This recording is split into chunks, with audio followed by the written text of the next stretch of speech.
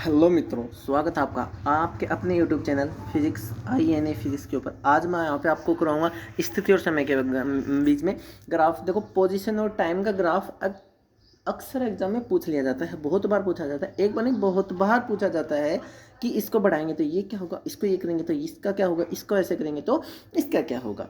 तो हमारी जो एक विमीय गति, हमारा जो पार्ट चला था, उसका पार्ट नंबर 5 मैं आपको यहाँ पे करवा रहा हूँ। जल्द ही एक विमीय गति को हम कंप्लीट कर लेंगे। गति के समीकरण बच रहे हैं, गति के समीकरण पढ़ेंगे, उनकी प्रॉपर्टीज पढ़ेंगे, फिर ये कंप्लीट हो जाएगा। फिर मैं यहाँ पे एक विमीय गति से इतने मोस्ट इंपॉर्टेंट कॉन्सेप्ट आपको करवाने वाला हूँ कि वो कॉन्सेप्ट देख के आपकी आंखें खुली की खुली रह जाएंगी। वहाँ से एग्जाम में क्वेश्चन एक नहीं, 100 नहीं, 200 नहीं, 500 नहीं, 1000% क्वेश्चन पूछा जाता है।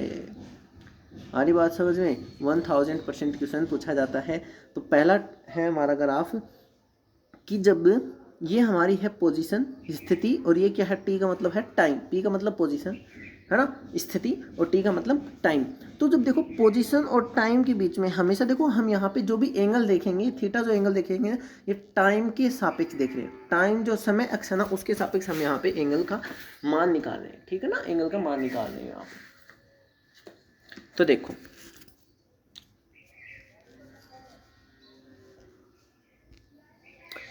यहाँ पे देखो, इन दोनों के बीच में एंगल कितने डिग्री का है? 0 डिग्री का। सभी को दिख रहा है कि इनके बीच में कोई एंगल नहीं बन रहा। देखो, ये पोजीशन है, ये ग्राफ जो है ना, ये लाइन आपके सामने, ये वाली लाइन जो है, ये वाली लाइन, ये इस लाइन का देखना है कि टाइम के साथ कितने डिग्री का एंगल बना रहा है। टाइम के साथ 0 डिग्री का एंगल बना, 0 डिग्री है। तो वेलोसिटी यहाँ पे क्या दी गई? वेलोसिटी भी यहाँ पे क्या दे रखा है? 0।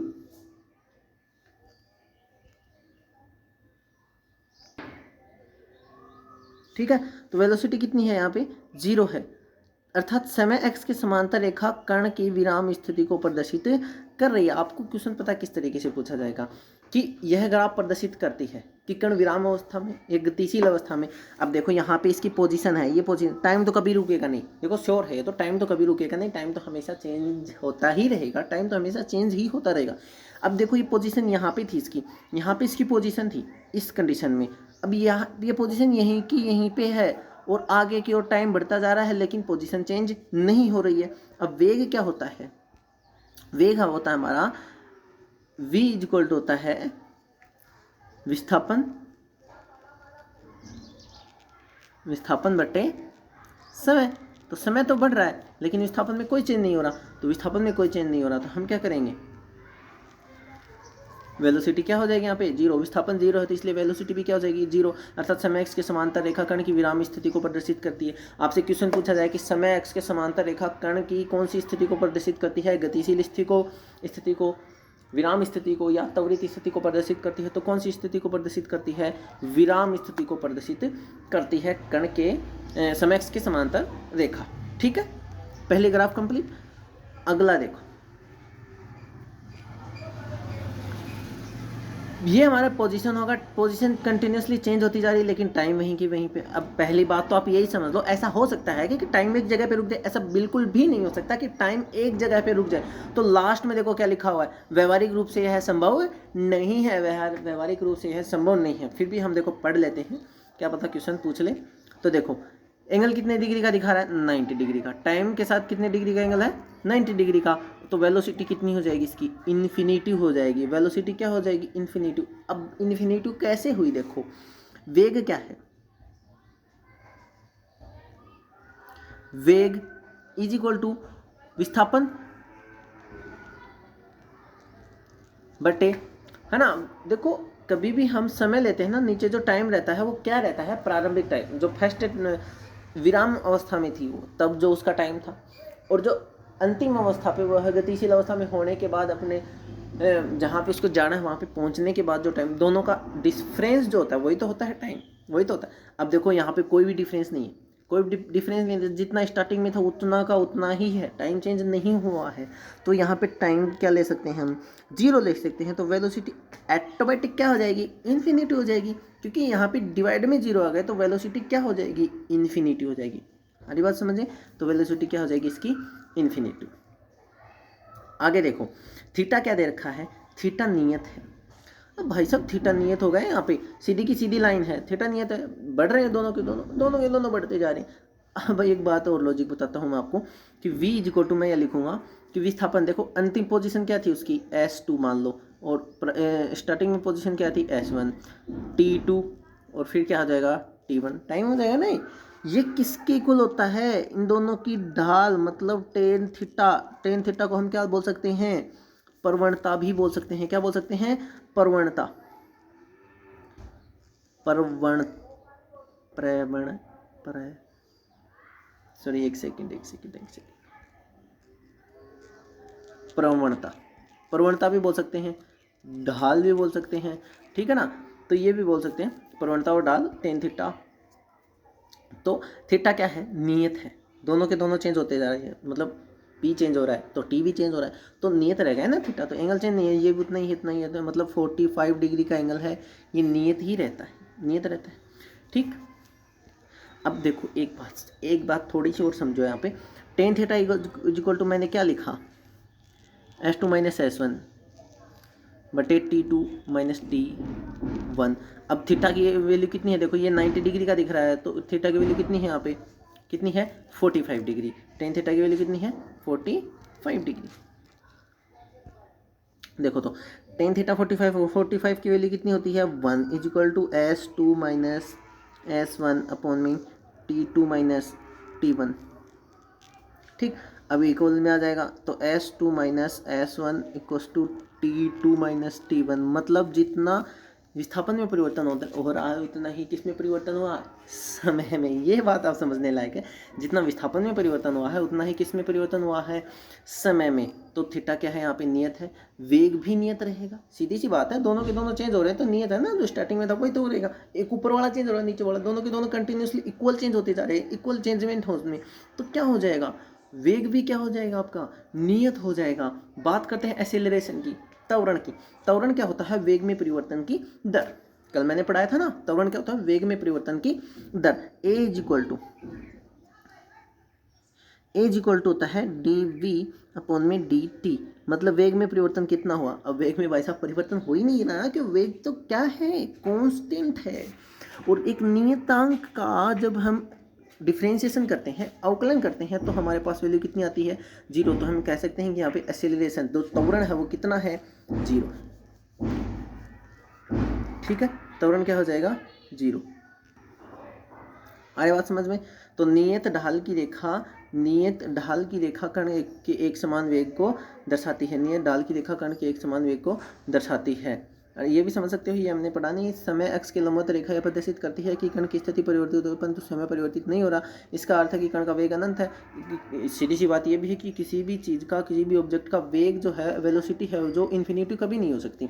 और दूसरी बात इसमें एक और अपवाद आ गया कि टाइम चेंज नहीं हो रहा। टाइम तो चेंज होगा भाई साहब, टाइम कैसे रुकेगा, टाइम तो रुक ही नहीं सकता, ठीक है। तो चौथा ग्राफ हम पढ़ते हैं, देखो यहाँ पे थीटा बढ़ रहा है, v भी बढ़ रहा है, तो a क्या है, धनात्मक है। थीटा बढ़ रहा है तो v भी बढ़ रहा है, मतलब a क्या है, धनात्मक। अब देखो यहाँ पे थोड़ा एंगल था, फिर बढ़ता गया, फिर बढ़ता गया, फिर बढ़ता गया, फिर बढ़ता गया, फिर बढ़ता गया, ऐसे एंगल क्या हो रहा है, बढ़ता जा रहा है। थीटा क्या है, बढ़ता जा रहा है, तो v भी क्या होगा, बढ़ेगा, तो a क्या हो जाएगा, पॉजिटिव हो जाएगा। अब देखो पॉजिटिव कैसे होगा a इज इक्वल टू क्या होता है, मैं लिख रहा हूँ कि dv अपॉन में dt लिख रहा हूँ। अब dv क्या होता है कि वेग में परिवर्तन, है ना। तो अंतिम वेग क्या था v2, प्रारंभिक वेग v1, अंतिम टाइम t2 माइनस t1। अरे बात समझे।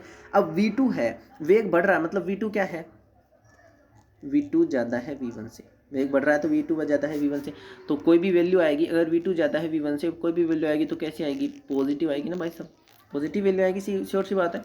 तो ए क्या हो जाएगा, त्वरण क्या हो जाएगा आपका, धनात्मक हो जाएगा, धनात्मक हो जाएगा। आ रही बात समझ में। तो ए क्या हो जाएगा, धनात्मक। तो देखते हैं, स्थिति अक्ष की ओर झुकने वाली रेखा कण के बढ़ते वेग को प्रदर्शित करती है। इसका अर्थ है कि कण त्वरित हो रहा है, कण त्वरित हो रहा है। एक्सेलरेशन इसका पॉजिटिव हो तो मतलब कण क्या हो रहा है, त्वरित हो रहा है, ठीक है ना। लास्ट ग्राफ देखो, आज का लास्ट ग्राफ है। ग्राफ से एक क्वेश्चन कन्फर्म पूछा जाता है, हमेशा पूछा जाता है। आगे देखो, इसमें देखो एंगल आपका, जैसे जैसे देखो ये एंगल इधर आया, इधर आया, इधर आया, इधर आया, इधर आया, इधर आया, फिर ये ऐसे आएगा ना, तो फिर से क्या हो जाएगा, घटना स्टार्ट कर दे, मतलब थीटा क्या हो रहा है, थीटा घट रहा है। सीधी सी बात है, एंगल क्या हो रहा है, घट रहा है, कम हो रहा है, तो वेग भी क्या हो जाएगा भाई साहब, वेग भी कम हो जाएगा। तो ए मतलब त्वरण भी क्या आ जाएगा, ऋणात्मक। अब ऋणात्मक कैसे आया, अब मैं आपको समझा चुका हूँ। देखो ऋणात्मक कैसे आया, ए इज इक्वल टू मैंने क्या लिखा, डी वी अपॉन में डी टी। तो इसको क्या लिखूंगा, डी वी को मतलब अंतिम वेग मतलब माइनस प्रारंभिक वेग, अंतिम टाइम माइनस प्रारंभिक टाइम। अरे बात समझ में, सॉरी ये बनाएगा यहाँ पे, ठीक है, ये भी बनाएगा, ठीक। तो अंतिम वेग, वेग घट रहा है मतलब v1 ज़्यादा है v2 से, v1 ज़्यादा है v2 से, v2 यहाँ पे छोटा हो गया। अब v2 यहाँ पे छोटा है तो सीधी सी बात बताओ, मतलब छोटे में से बड़ी वैल्यू को माइनस करते हैं तो क्या आता है, नेगेटिव, नेगेटिव वैल्यू आएगी। अब ये नेगेटिव वैल्यू आ गई, ये तो टाइम वाला तो पॉजिटिव है, लेकिन क्योंकि टाइम t2 टाइम बाद में ज़्यादा बढ़ता जाएगा तो t2 तो ज़्यादा होगा, ये तो श्योर है, ये तो पॉजिटिव है, लेकिन ऊपर वाला तो नेगेटिव होगा, तो एक्सेलरेशन क्या आ जाएगा, नेगेटिव आ जाएगा, त्वरण क्या आ जाएगा, ऋणात्मक आ जाएगा। इसलिए हम बोल सकते हैं कि कण जो है क्या है, अवमंदित हो रहा है, कण है अवमंदित हो रहा है, कण क्या हो रहा है, अवमंदित हो रहा है। आई बात समझ में, कण अवमंदित हो रहा है। देखो थीटा घट रहा है, वी भी घट रहा है, ए ऋणात्मक है, अर्थात समय एक्स की ओर झुकने वाली रेखा कण के घटते वेग को प्रदर्शित करती है। समय एक्स की, आपसे ये क्वेश्चन भी पूछ सकता है कि समय एक्स की ओर झुकने वाली रेखा प्रदर्शित करती है कण के घटते वेग को, कण के बढ़ते वेग को, है ना, नियत वेग को। तो कोई भी क्वेश्चन आपसे पूछ सकता है, लेकिन ग्राफ से क्वेश्चन पूछा जाता है, पहले बता रहा हूँ, ग्राफ से क्वेश्चन जरूर पूछा जाएगा कि समय एक्स की ओर झुकने वाली रेखा कण के घटते वेग को प्रदर्शित करते हैं। एक तो ये बात याद रखना, मतलब थीटा घट रहा है तो वेग भी घटेगा, तो और ए क्या होगा जाएगा, ऋणात्मक हो जाएगा। फिर आपसे ये भी पूछ सकता है कि समय एक्स की ओर झुकने वाली रेखा कण के अवमंदन को प्रदर्शित करती है। मतलब क्या है कि कण क्या हो रहा है, मंदित हो रहा है, कण धीरे धीरे लास्ट में विराम में आ जाएगा। फिर आपसे ये भी पूछ सकता है कि स्थिति एक्स की ओर झुकने वाली रेखा, एक तो टाइम एक्स की ओर झुकने वाली रेखा, एक स्थिति एक्स की ओर झुकने वाली रेखा। तो स्थिति एक्स की ओर झुकने वाली रेखा कण के बढ़ते वेग को प्रदर्शित करती है। इसमें एक्सेलरेशन क्या होता है, ऋणात्मक होता है। इसका अर्थ है कि कण क्या हो रहा है, त्वरित हो रहा है, कण क्या हो रहा है, त्वरित हो रहा है। फिर आगे देखो, ए थीटा नियतांक है तो वी भी नियतांक, ए एक्सेलरेशन क्या हो जाएगा, जीरो। मैंने बता दिया कि जीरो कैसे होगा, क्योंकि वेग में परिवर्तन की दर होती है त्वरण। अब वेग तो नियत है, चेंज हो ही नहीं रहा, तो ऊपर क्या जाएगा, जीरो, जीरो हो जाएगा, तो त्वरण भी जीरो हो जाएगा। अर्थात नियत ढाल की रेखा कण के एक समान वेग को प्रदर्शित करती है, नियत ढाल की रेखा कण के एक समान वेग को प्रदर्शित करती है। इसमें एक बात और याद रखना, मतलब S2 minus S1 equal to आता है T2 माइनस T1 के दोनों क्या होते हैं, इक्वल होते हैं, ठीक है। ये बातें भी आप याद रखना,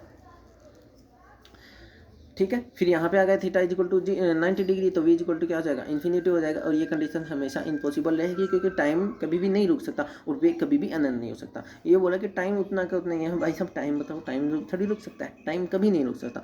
अब किसी भी ऑब्जेक्ट का वेग अनंत हो जाएगा तो वो रुकेगी नहीं, ऐसा थोड़ी हो सकता है कि वेग अनंत हो ही नहीं सकता। सबसे ज़्यादा अभी तक माना गया है लाइट का वेग, प्रकाश का वेग 3 × 10⁸ मीटर प्रति सेकंड, अभी तक सबसे ज़्यादा वेग इसका ही नापा गया है। अब ये भी अनंत नहीं है, इसको भी हम अनंत नहीं कर सकते, अब इससे भी ज़्यादा वेग इम्पॉसिबल, ठीक है। तो ये नहीं हो सकता, ये व्यवहारिक रूप से इम्पॉसिबल है, असंभव है।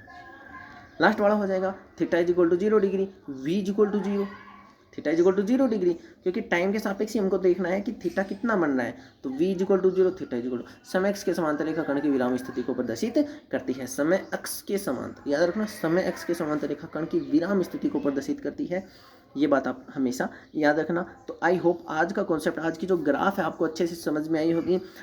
जब एग्जाम में अगर क्वेश्चन आता है तो आप मेरे हिसाब से, अगर आपने वीडियो अच्छे से मन लगा के देखी है तो आप ग्राफ का क्वेश्चन तुरंत फोड़ दोगे। और ये कन्फर्म है कि ग्राफ का क्वेश्चन जरूर आएगा, जरूर आता है ग्राफ का क्वेश्चन, हमेशा याद रखना ग्राफ का क्वेश्चन जरूर आता है। तो ग्राफ को मत भूलना। अगर आपके कोई भी फ्रेंड्स नेवी और एयरफोर्स की तैयारी कर रहे हैं या एनडीए की या लेव असिस्टेंट का पेपर देने वाले हैं तो उनको ज़रूर बता दीजिएगा कि यहाँ से क्वेश्चन पूछा जाता है, और उनको शेयर कर देना वीडियो को।